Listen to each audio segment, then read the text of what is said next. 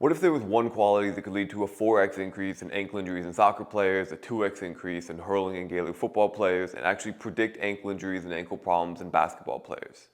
Well, there is, and we can improve it, so let's check out how we can do that. My name is Matthew, and this is one part of my 4-part series on how I went from career-ending ankle injuries as a Division I soccer player to jumping, dunking, sprinting without worrying about my ankles at all, and how I've helped countless other people with their ankle now. If you want to see this full video, it's available for free on my school page. It'll be down in the description below, or you can go to www.school.com/ankles, and you can get the full thing there for absolutely free. That one quality is poor ankle proprioception. Time and time again, we see it linked to chronic ankle sprains, chronic ankle instability, different ankle problems, and more.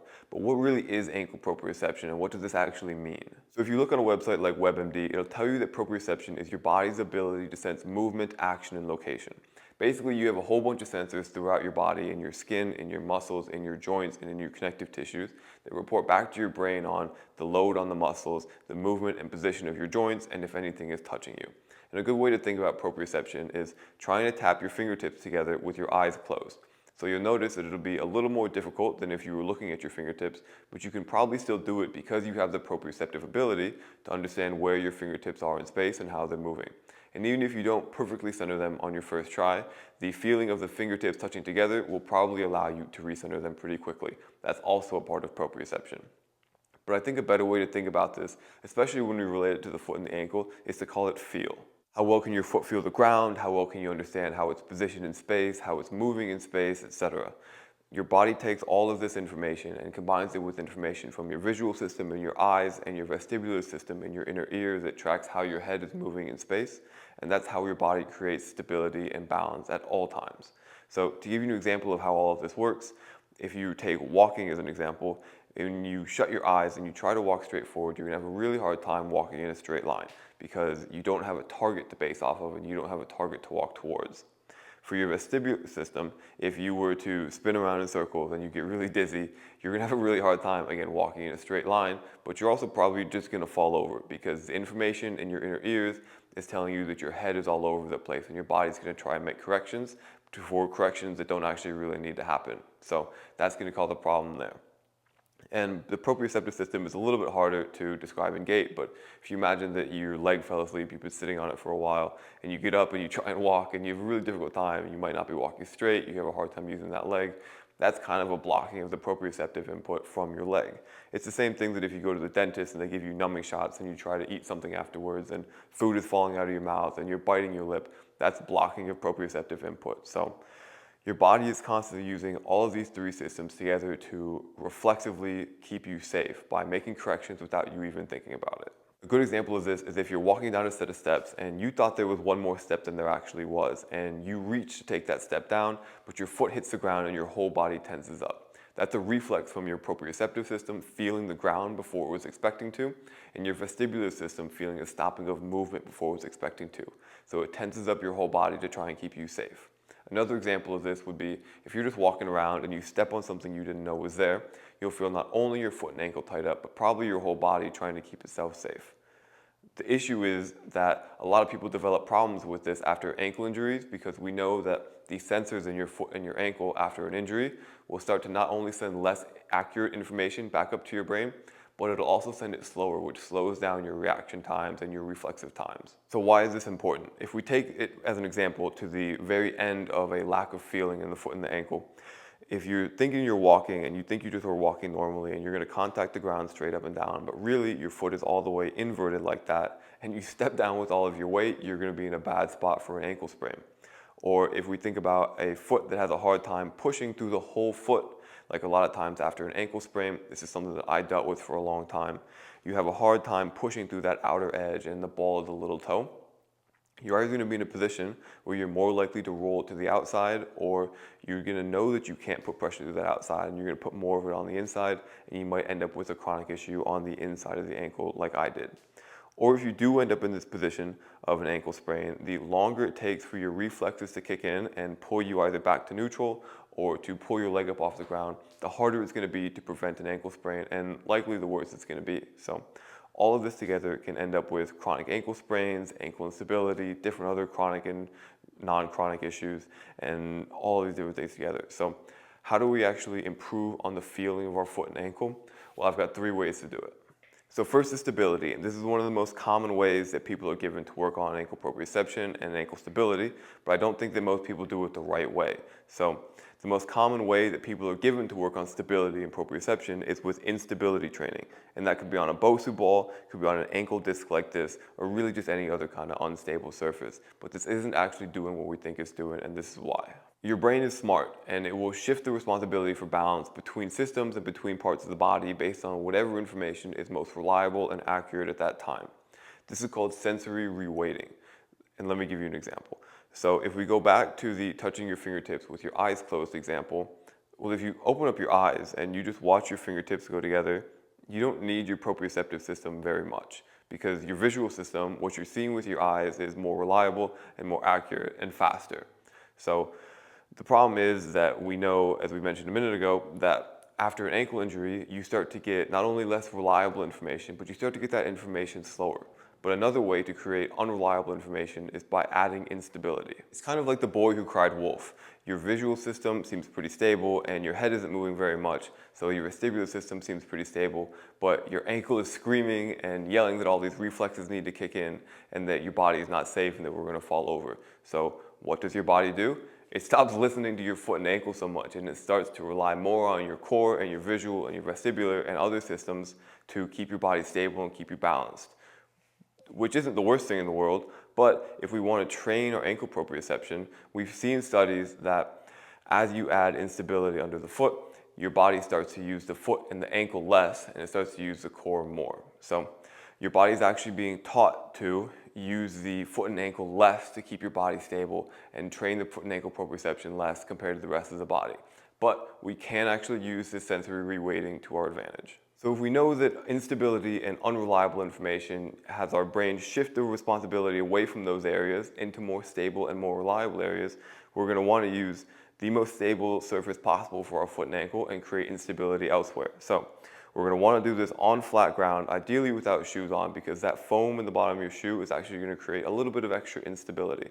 So if we're standing on a flat ground, we can create instability elsewhere in the body. So first, you can close your eyes and you can basically get rid of the visual system and force that load that was on the visual system into the rest of the body, whether that's vestibular or into the proprioceptive system of the foot and ankle in the body. Beyond that, you could even start to move your head and challenge the vestibular system as well and put more and more load on the proprioceptive system and especially the ankle. Beyond that, we can also start to introduce instability in the rest of the body, because we know that the body will shift around load from the core to the upper body to the ankle based on what's stable and what's not stable. So you could just do leg swings. You can swing your legs around, and this is creating instability elsewhere. You can also swing a dumbbell around, and that's going to create instability in the upper body too. So all we're trying to do here is shift more and more load to strain the proprioceptive system of the foot and the ankle more and more. It's the same thing with lifting weights. The more you stress it, the better it's going to get, and the more it's going to get better. So second is rolling the foot to stimulate the sensors in the bottom of your foot. So the bottom of your foot is actually probably the third most sensitive part of your body in terms of being able to feel things behind your hands and your fingers and your face. But why would the bottom of your foot be the third most sensitive part of your body? Well, it's the only part of your body that actually touches the ground, and it's the only part of your body that interacts with the ground. So we need to be able to feel the ground. But after injuries and after wearing huge cushy shoes for a long period of time, we can actually interfere with our body's ability to feel the ground. So what can we do about it? Well, we can roll the bottom of the foot with something like one of these spiky balls to stimulate and wake up all of these sensors in the bottom of the foot. And that can help you to really feel the ground and help your foot to work properly.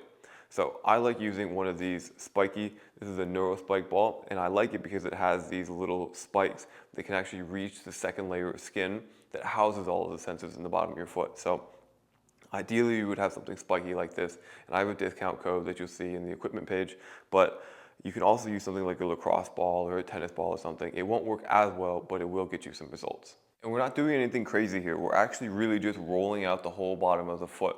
The more sensitive and the more ticklish and the more painful this is, the more that you probably actually need some stimulation on the bottom of the foot. It should be a little bit uncomfortable, but if it's really unbearably ticklish or really unbearably sensitive, you probably have some deficiencies on the bottom of the foot that this can help with.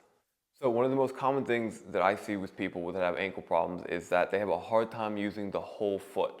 So especially after an ankle sprain, a lot of times people will lose the ability to really push through that outside of the foot and really feel the outer edge of the foot. So to understand why this is a problem and what we need to do about this, we need to look at the foot as sort of a tripod. So we have the ball of the big toe, the ball of the little toe, and the heel. This forms a tripod, and a triangle is a relatively stable shape. This is how we create stability. But if we lose connection with this outer edge of the foot, our tripod starts to look more like this inner edge of the heel, and then you might end up in the toes, or you might end up somewhere in the middle here. And then you start to get this kind of a tripod, and you can see just how much more narrow this is than a big wide tripod like that. So you can see how that's going to create a lot of problems in terms of stability and being able to use the foot properly.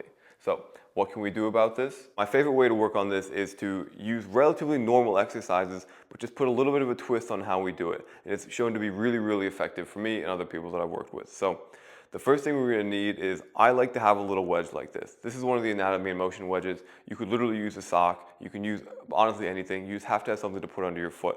And ideally you would like something with a little bit of a curve like that and something that's not too thick. So what you're going to do, I'm going to use a Bulgarian split squat for example here, but the first thing we want to do is figure out what we need help with pushing through. So whether you have a hard time getting to that ball of the big toe, or you have a hard time pushing through that ball of the little toe. So I'm going to do this as if I have a hard time pushing through the ball of my little toe, but it's the same thing, you just flip it to the other side. So for the Bulgarian split squat, I'm going to get into my position here. And then knowing that I want help pushing through the ball of my little toe, I'm going to take this wedge and I'm going to shove it under my little toe and sort of the ball of the second little toe as well. And then I'm going to do my split squat. I'll come down and I'm going to pause at the bottom here for 1, 2, 3 seconds. And instead of just holding here, I'm thinking about driving everything I have through this ball of the little toe and the second little toe. I'm driving into that wedge. And then I'm holding this position for 1, 2, 3, and that same feeling of driving down is what I'm going to use to push me up. So you can do this either with your heel on the ground, or you can also do it with a floating heel.